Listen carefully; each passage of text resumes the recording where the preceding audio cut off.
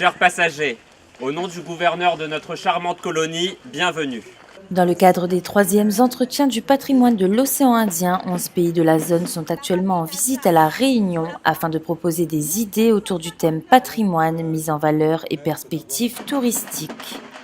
Ce dimanche 2 octobre, une visite expérientielle du lazaret de la Grande Chaloupe a été réalisée. Votre navire, l'Oxus, fait l'objet d'une mise en quarantaine suite à la détection d'un cas de rougeole.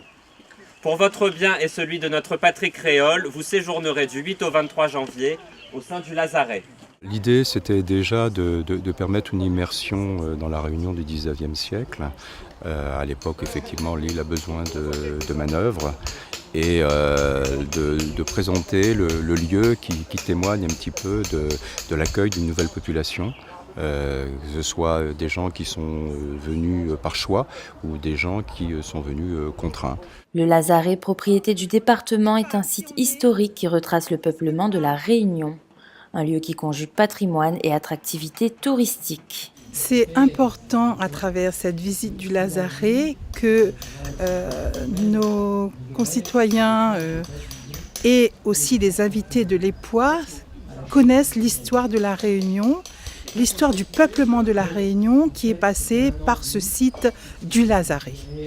Une visite guidée expérientielle du lazaret pour appréhender au mieux la conservation du patrimoine, un moment enrichissant qui a séduit les hôtes. On voit le brassage des civilisations qui sont passées dans le temps ici.